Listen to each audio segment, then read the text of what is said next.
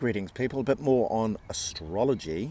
I've had a few people ask me to make some more videos.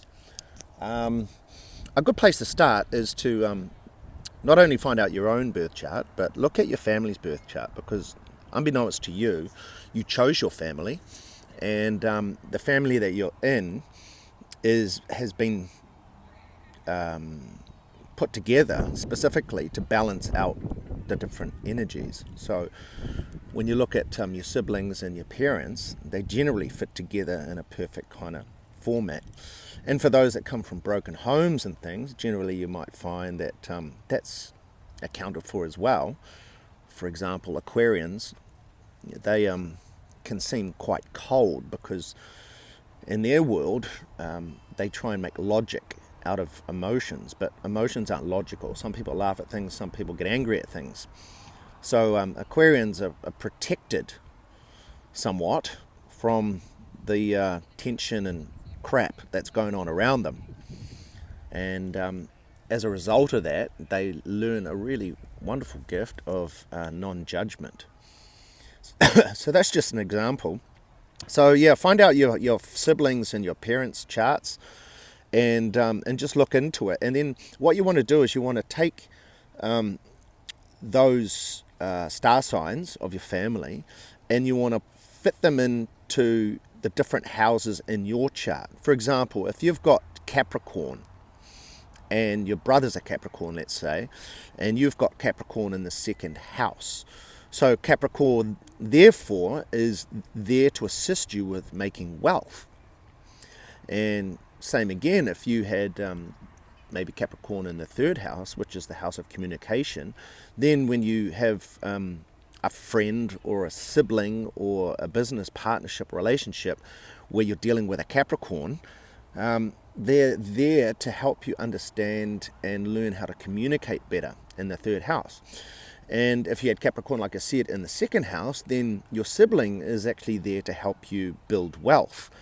So yeah, take the different signs, your friends, and put them in and find out in their chart. Like for me, I'm a Scorpio. I've got a lot of Scorpio in my chart, and Scorpios come to learn about power and transformation. And I then have taken the different star signs of people that I meet, and I find out, like if I meet someone that's very interesting and I can learn a lot, I'll be intrigued and I'll be like, oh, when's your birthday? And, what's your star sign? And then I just put that star sign into my house and find out where I've got that star sign in my house. So then I can learn and understand what this person is trying to teach me. So if it's about the ninth house, which I think is about understanding what is useful and what is not useful. And if I have, say, Leo in the ninth house, I know that when I meet a Leo, they're going to teach me about what's useful and what's not. So if I'm focused on certain things that are not important for me, I know if I pay attention when speaking to the Leo will say, oh no, that's really a waste of time. So it kind of informs you and helps you understand where you can focus your energies and what's useful and what's not. So, and after a while, for example, you go around asking everyone what their star signs are and how they fit into your house, and you become that guy or that girl that's a star sign freak. But what you do is you end up learning and improving your intuition. So think of it as like a process in developing your intuition. So once you come to learn the different energies of people and their star signs, you'll naturally just come to understand how it fits into your world. So you don't have to keep asking people what their star signs are. I still do, and I've been doing it for years. But yeah, it's a really effective way to learn and save you time by understanding how people fit into your life and why they've come into your life. Like you might get a new job, for example, and the new job, the boss is a Gemini. And the Gemini is about research, and they've got a really quick mind and are able to take on a lot of information very quickly. So I know that when I meet a Gemini, that they're going to give me a lot of information about the shit I need to know. And the Geminis, that's what they're here for. And understand that the wheel, this whole astrology thing is based on reincarnation. So if we go through the signs, we have Aries. Aries is the first of the zodiac. And then when they come back as, I think, a Taurus. And then when the Taurus died, then they come back as a Gemini. And then the Gemini comes back as a Cancer. And then the Cancer comes back as a Leo, and so on and so forth. So you're learning the different attributes to the wheel of astrology. And the big picture is we're here to understand ourselves, to wake up, to be conscious of ourselves, to dissolve our ego so we can stop the reincarnation cycle and we ascend. So just be patient with yourselves, because the lessons are ongoing, and some lessons are like a few minutes and some lessons are lifetimes. And once you learn that lesson, your vibration increases and you start to ascend. Once you've mastered the human experience, you're not so bothered by emotions, because you understand them and they just come and go. And you're not so interested in the material things, because you know that they're always there and they're not going to make you happy, but they're just there to experience. And then you get to like the yogis like, I don't know, Muji and Osho, that have just like, they eat very simple and they keep their vibrations so high because they've totally mastered the human experience, and they don't come back.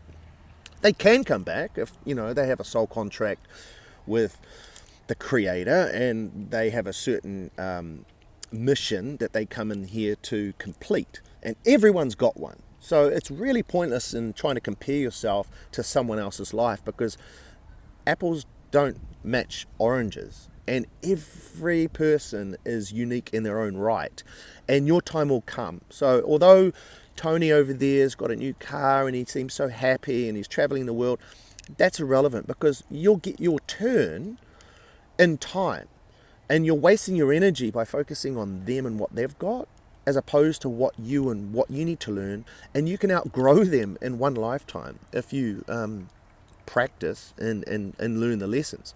And the same thing goes for relationships. So what I've discovered with relationships, there are 3 key relationships with a woman or a man. Okay, so the first one breaks your heart, your first experience of love. You think it's never going to happen again, and slowly your heart heals.